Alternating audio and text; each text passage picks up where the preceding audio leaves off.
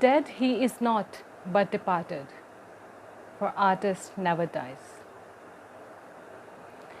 आज हम एक ऐसे आर्टिस्ट के बारे में बात करने जा रहे हैं जिन्होंने 11 जुलाई 2023 को इस दुनिया को खैराबाद कहा और अपने पीछे एक ऐसा खला छोड़ कर गए हैं जिसको कोई आर्टिस्ट जो है वो पुर नहीं कर सकता, सिवाय उन्हीं आर्टिस्ट के अपने लेगेसी के जो वो पीछे छोड़ कर गए हैं, अपने उनके काम के। हम जिस आर्टिस्ट के बारे में बात करने के लिए आज बैठे हैं यहाँ पर, वो नॉवेलिस्ट हैं, शॉर्ट स्टोरी राइटर हैं, प्ले राइट हैं, एसेइस्ट हैं और पोइट हैं। जी हाँ, मैं आज बात करने जा रही हूँ मिलान कंडेरा के बारे में। उनके बारे में मुख्तसर सा तारुफ और उनकी कुछ तसानीफ़ के बारे में बहुत मुख्तसर सा आपको जो है आइडिया देंगे, ताकि आप में से अगर किसी ने नहीं पढ़ा है तो उनकी किताबों को पढ़ें और जानें कि आपने कितने बड़े आर्टिस्ट को मिस कर दिया है। तो आइए चलते हैं, उन पर बात करते हैं। मिलान कंडेरा 1 अप्रैल 1929 को चेकोस्लोवाकिया यानी मौजूदा चेक रिपब्लिक में पैदा हुए। 1975 में उनको फ़्रांस जलावतन कर दिया गया, जहां 1981 को उनको फ्रांसीसी शहरियत दे दी गई। 1979 में इनकी चेक शहरियत ख़त्म कर दी गई थी, जिसे 2019 में बहाल कर दिया गया था। मिलान की वालिदा मिलादा कंडेरा और वालिद लुडविग कंडेरा हैं। लुडविग कंडेरा ख़ुद भी एक म्यूज़ियोलॉजिस्ट थे और अच्छे पियानिस्ट थे। कंडेरा ने अपने बाप से बचपन में पियानो बजाना सीखा। इसके अलावा म्यूज़िकोलॉजी और म्यूज़िकल कंपोजिशंस को भी अपने बाप से सीखा, और ये तमाम चीज़ें आपको उनके नॉवेल्स में, उनके प्लॉट्स और सब प्लॉट्स में नज़र आती हैं। कंडेरा ने अदब और जमालियात प्राग की चार्ल्स यूनिवर्सिटी में पढ़ा। फिर एकेडमी ऑफ परफॉर्मिंग आर्ट्स की तरफ उनका रुझान हो गया, जहां उन्होंने हिदायतकारी और स्क्रिप्ट राइटिंग पढ़ना शुरू की, और उसके बाद वो दरस व तदरीस के शोबे से भी वाबस्ता रहे। कंडेरा चेकोस्लोवाक राइटर्स यूनियन और American academy of arts and letters के मेंबर भी रह चुके हैं। 1947 में कंडेरा ने चेक कम्युनिस्ट पार्टी को ज्वाइन किया। 1950 में पार्टी से निकाल दिया गया और 1956 में दोबारा पार्टी में शामिल कर लिया गया, जिसमें 1970 तक वो इसके मेंबर रहे। कंडेरा ने 1967 और 68 की चेक रिपब्लिक की आज़ादी की तहरीक में भी हिस्सा लिया, और रूस के कब्ज़े के बाद ना सिर्फ हुकाम की तरफ से कंडेरा पे हमला किया गया, बल्कि तमाम किताबों को बैन किया गया, तदरीस की नौकरी से निकाल दिया गया और पार्टी का टिकट भी ख़त्म कर दिया गया। यही वजह है कि 1975 में अपनी बीवी के हमरा फ़्रांस हिजरत करने की इजाज़त मिली, जहां रेन यूनिवर्सिटी में पढ़ाना शुरू कर दिया। इसी वहीं फ्रांस में आपकी किताबें farewell vaults, the book of laughter and forgetting, unbearable lightness of being France में शाया हुई, जबकि 1979 में अपने ही वतन में इनको बैन कर दिया गया था। 1981 में एक जरीदे को इंटरव्यू देते हुए कंडेरा के अल्फाज थे, Around 1948, I too exalted revolution. Communism captivated me as much as Stravinsky, Picasso and Surrealism. कंडेरा के इब्तदाई कामों में हमें कम्युनिज़म की हमायत नज़र आती है, लेकिन वो बारहा इस बात पर जोर देते रहे कि वो एक नावल निगार हैं, कोई पॉलिटिकल राइटर नहीं है। हमें कंडेरा के काम में फ़िलोसॉफ़िकल डाइग्रेशन भी नज़र आती है। कंडेरा रॉबर्ट मोज़ाक और नीत्शे से ख़ासे मुतासिर थे। उन्होंने चेक और फ्रांसीसी दोनों ज़ुबानों में अपने नावल लिखे, लेकिन इनकी किताबें बहुत सी दूसरी ज़ुबानों में तर्जमा भी हुई। कंडेरा के नावल्स में उसके किरदार तख़य्युलाती हैं। वो ज़्यादातर फ़र्स्ट पर्सन या फिर थर्ड पर्सन के ज़रिए बात करते हैं। कंडेरा ने अपने किरदारों की जिस्मानी साख्त की बजाय अल्फाज के ज़रिए खाका खींचने की कोशिश की है, और ज़्यादातर उसके किरदार जो हैं, कंडेरा के नावल्स के जो किरदार हैं, उनमें जो चीज़ कंडेरा उजागर करते हुए नज़र आते हैं वो इंडिविजुअल ट्रेट्स हैं, इंडिविजुअल पर्सनैलिटीज़ हैं, जिनको हम इडियोसिंक्रेसीज भी कहते हैं। क्योंकि उसको देखने के बाद एक राइटर जो है वो भी कुछ चीज़ों को रिलेटेबल समझता है कि दिस मीन्स के this really happens in the life, या हमारे अंदर भी ऐसे कुछ ट्रेट्स हैं, क्योंकि इडियोसिंक्रेसीज तो हर शख्स में होती हैं और वो एक इंडिविजुअलिज़म का एक खासा कहलाती हैं।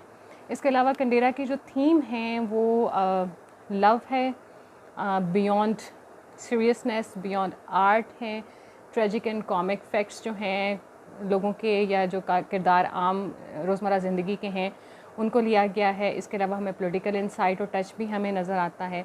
और एक और चीज़ जो कि बहुत नुमाया है उसमें, वो एक एरोटिक एस्पेक्ट है। लेकिन ये एरोटिक एस्पेक्ट जो है ये एक टेक्निक के तौर पर, ये एक टूल के तौर पर इस्तेमाल किया गया था, लिटरेरी टूल के तौर पर। इससे मुराद किसी भी किस्म की कोई क्या कह सकते हैं आपके, कोई चीप एडवर्टीज़मेंट या मार्केटिंग नहीं थी। जब आप इसको पढ़ते हैं तो आपको बहुत हद तक अंदाज़ा होता है कि किस तरह आसानी से ये हमारी लाइफ के साथ जो है इसके किरदार कंडेरा के नॉवेल्स के वो रिलेट होते हुए हमें नज़र आते हैं। तो अब आइए थोड़ी बहुत बात करते हैं कंडेरा के कुछ बहुत मशहूर नॉवेल्स के ऊपर। जी, तो कुछ नॉवेल्स के बारे में बहुत मुख्तसर सा जो है वो तारुफ़ इस वजह से देना है, मुकम्मल मैं कोई समरी इसमें नहीं बताऊंगी, क्योंकि ऐसे बड़े राइटर को समरी के थ्रू जानना जो है वो थोड़ी ज़्यादती होती है। आप अगर ये वीडियो देख रहे हैं, आप इस चैनल के ऊपर हैं और आपको लगता है कि ये राइटर जो है वाकई ही पढ़े जाने के काबिल है और वाकई ही पढ़े जाने के काबिल है, तो आप इनकी किताबें ख़रीदें, उनको पढ़ें और आप ख़ुद से अंदाज़ा लगा सकते हैं कि क्या बेहतरीन राइटर था 20वीं सदी का, जो कि 11 जुलाई को हमारे दरमियान से जा चुके हैं। तो द जोक पहला नावल था कंडेरा का, जिसमें एक तालिब इल्म का किरदार है जिसका एक बहुत ही प्राइवेट जोक जो है उसकी ज़िंदगी को दाव पे लगा देता है। इस कहानी के अंदर मज़हब, रिवायात और कम्युनिस्ट चेक माहौल के इर्द गिर्द घूमते हुए किरदार हमें दिखाई देते हैं। लाइफ इज़ एल्सवेयर, इस नावल की कहानी दो नौजवान शायरों के किरदारों के मुतालिक है और कंडेरा ने बताने की कोशिश की है कि किस तरह शायरी जो है वो रेवोल्यूशन ऑफ हिस्टेरिया में अपना हिस्सा डालती है। कंडेरा बताता है, या कंडेरा के ख़्याल में नौजवानी जो है वो लिरिकल एज है, जो कि भरी पड़ी है आपके रोमांस से, आपके इल्यूजन से, न्यूरोसिस से और कभी ना ख़त्म होने वाली सेल्फ़ कंटेम्पलेशन से, जिसमें आप अपने बारे में मुसलसल तनकीद में रहते हैं या अपने मुतालिक कुछ मनफी ख़यालात जो हैं वो रखते हैं। In the book of laughter and forgetting, ये नाम है एक और नावल का, जिसमें कंडेरा ने कह कहे के मतलब को समझने के बारे में कुछ ज़िक्र किया है। इस किताब के मुताबिक कहकहा जो है वो दो तरह का होता है।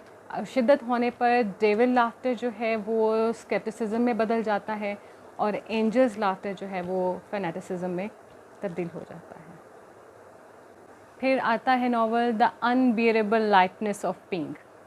ये दो कपल्स की कहानी है जो कि अपनी रोमानवी ज़िंदगी को रीडिफ़ाइन करना चाहते हैं और इसमें आपको एग्जिस्टेंशियल क्राइसिस यानी वजूदियत के मसाइल जो हैं वो बहुत नुमायां तौर पर मिलते हैं।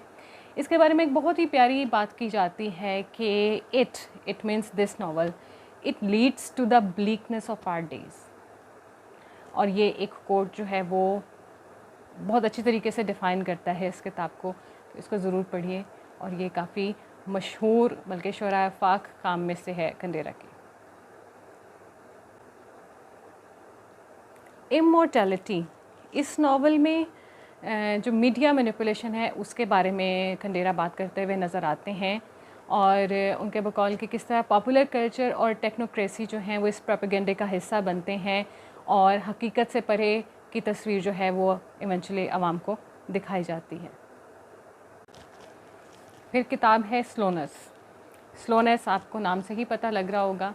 इसमें कंडेरा ने हमारा जो तेज़ रफ्तारी का, जो स्पीड का एक ऑब्सेशन है, जो खपत है, उसको दिखाया है और कोशिश की है इस फ़लसफ़े को डिफ़ाइन करने की कि हमारी अपनी रोज़मर्रा की ज़िंदगी में, हमारे रोमानवी ज़िंदगी में, हत्ता कि हमारे सफ़र में भी हमें इस कदर ऑब्सेशन है स्पीड रखने का या स्पीडी होने का कि हम जो स्लोनेस है, जो आहिस्तगी है, उसकी लताफ़त से अब यकसर महरूम होते जा रहे हैं। हर चीज़ में तेज़ी है, उजलत है, भागम भाग है, जिसकी वजह से बहुत सारी चीज़ें जो हमारे इर्द गिर्द उस वक्त रोनुमा हो रही होती हैं, हम उनको महसूस किए बगैर वहाँ से चल पड़ते हैं और अपनी ज़िंदगी के इर्द गिर्द के माहौल का बहुत सा हिस्सा आसानी से खो देते हैं।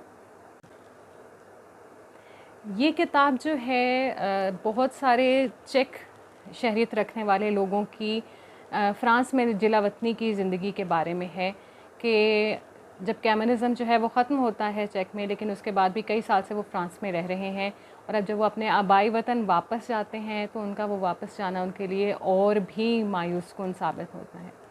एक और बड़ी पिंचिंग सी चीज़ जो है कंडेरा ने इसमें बताने की कोशिश की है कि वक्त जो है वो इस कदर ज़ालिम है कि जो आपका नॉस्टैल्जिया है, जो आपकी वो तमाम अच्छी यादें हैं उन जगहों से, या वो आपका तमाम माजी जो कि अच्छा था, उसको भी आहिस्ता आहिस्ता आपकी उम्र के साथ उसको डिस्टोर्ट करता जाता है और फिर इवेंचुअली नॉस्टैल्जिया भी आपके पास नहीं रहता है। The art of the novel. The art of the novel जो है ये नावल निगारी के बारे में है, जिसमें मुसन्निफ़ अपनी राय देता है कि किस तरह मॉडर्न नावल जो है उसके इख्तिरार में मुख्तलिफ़ मुसन्निफ़ों या आर्टिस्ट का इम्पेक्ट किस कदर रहा है, जिसमें ज़्यादातर जो है वो बात करता हुआ हमें नज़र आता है कारवेंटिस की, डेस्क्रेटिस की, बॉल्ज़ॉक की और जेम्स जॉयस की। इसके अलावा बड़ी इंटरेस्टिंग सी चीज़ है कि अपने 63 यानी कि 63 अल्फाज का जिक्र भी करता है, जो बकौल कंडेरा के वो अपने हर नावल में उन अल्फाज का जो है वो उनको ज़रूर शामिल करते हैं। फिर आती है लाफेबल लव्स। ये 7 शॉर्ट स्टोरीज़ का मजमूआ है जिसमें आपस के जो रिलेशनशिप्स हैं उसमें ट्रेजेडी और कॉमेडी का एक मिक्सचर जो है, एक बाहम मिलाप रोज़मर्रा की ज़िंदगियों का, जो आपकी इनर और आउटर लाइफ्स होती हैं और जैसे कि आउटसाइड फैक्टर्स उसके ऊपर अफेक्ट कर रहे होते हैं, उन सब के बारे में ये 7 शॉर्ट स्टोरीज़ जो हैं वो दी गई हैं। कंडेरा, मिलान कंडेरा के जो किरदार हैं वो ज़्यादातर बहुत ही वल्नरेबल इंडिविजुअल्स हैं, बहुत हेल्पलेस हैं, और उनके जो व्यूज़ हैं उनके लाइफस्टाइल के बारे में, उनके आइडियाज़ जो हैं वो अफेक्ट होते हैं, चैलेंज्ड होते हैं किस चीज़ से, सोसाइटी के एक्सटर्नल एस्पेक्ट्स के साथ, इसके अलावा उनकी पर्सनल लाइफ के जितने भी डायलेमास हैं उनके साथ। तो इस तरह से बहुत सी ट्रेजेडी को आपकी जो एक मोटले ग्रुप ऑफ लाइफ है आपकी सोसाइटी की, मॉडर्न लोगों की या जदीद जो इंसान है उसकी, जो कि बहुत सारी चीज़ों को, बहुत सारी कंट्रोवर्सीज़ को लेकर वो चल रहा होता है, उसके साथ साथ ज़ाहिर है उसने अपने एग्जिस्टेंस को भी मेंटेन रखना है, अपने सर्वाइवल के साथ चलना है।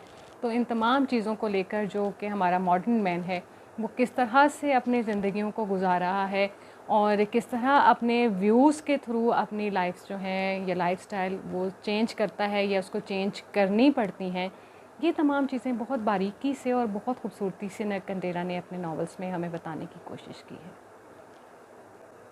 कंडेरा के नावल्स में हमें ऑथोरियल कमेंट्री जो है वो टेक्स्ट में मिलती है, यानी कि हमें ऑथर जो है उसका व्यू पॉइंट भी हमें नज़र आता है। इसके अलावा इवेंट्स जो हैं वो डिसजॉइंटेड टाइम फ्रेम्स के अंदर हैं और वो बहुत मल्टीपल व्यू पॉइंट्स को दिखाते हैं, यानी कि कई रुख से उस इवेंट को जो है दिखाने की कोशिश की जाती है और इन तमाम इवेंट्स को इस तरीके से या इस मैनर से जो है वो कंपाइल किया गया कि वो एक म्यूज़िकल कंपोजिशन की फॉर्म भी देता है और कंडेरा ने नैरेटिव स्टाइल को हमेशा इसमें इस्तेमाल किया है। आखिर में बात करते हैं कि कौन कौन से अवार्ड्स जो हैं वो कंडेरा को मिले, आखिर इतने बड़े नावल निगार हैं। तो एक बहुत लंबी लिस्ट है जो आपको मिलेगी, लेकिन जो बहुत नुमायाँ अवार्ड्स या ऑनर्स जो मिले हैं उनके बारे में हम आपको बताते चलते हैं। Jerusalem prize, Austrian state prize for European literature, Herder prize, Franz Kafka price.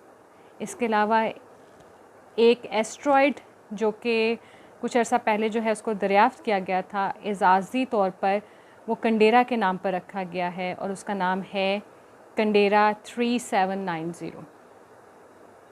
तो ये तमाम अवार्ड जो हैं कंडेरा को दिए गए 11 जुलाई 1923 में। कंडेरा जो है वो इस दुनिया को छोड़ कर चला गया, लेकिन अपने पीछे एक बहुत बड़ी लेगेसी जो है वो छोड़ के गया है। हालिया या ऑलरेडी या पहले से ही बहुत सारी ज़ुबानों में जो है तर्जमे हो चुके हैं और अब एक री-एक्नॉलेजमेंट दोबारा से मिली है और यकीनन मज़ीद ज़ुबानों में भी तर्जमे होंगे।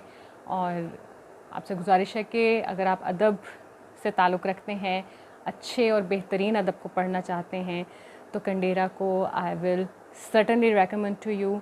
जिसको बुक्स ख़रीदें, उसको पढ़ें और ख़ुद से अंदाज़ा लगाएं कि किस कदर यूनिक स्टाइल था कंडेरा का, और सिर्फ स्टाइल ही नहीं, एक आर्टिस्ट जो है किस तरह से आपकी सोसाइटल और आपकी इनर, आपकी पर्सनल, आपकी साइकोलॉजिकल, आपकी मेंटल, आपकी स्पिरिचुअल बीइंग्स को एक्सप्लोर करते हैं, उनको एक्सपोज करते हैं, आपको बताते हैं, आपको दिखाते हैं, और बहुत आर्टिस्ट्री के साथ। और सबसे बड़ी बात तो ये कि किरदार सारे के सारे जो हैं, ये कैरेक्टर्स जो हैं वो ख़ुद क्रिएट किए जाएँ और वो इस तरह के किरदार हों कि हम अपने आप को उन किरदारों में बहुत आसानी से देख सकते हैं। तो ये ख़ासा एक अच्छे राइटर का हो सकता है जो कि ऑब्जेक्टिव पॉइंट ऑफ व्यू से लिखता है।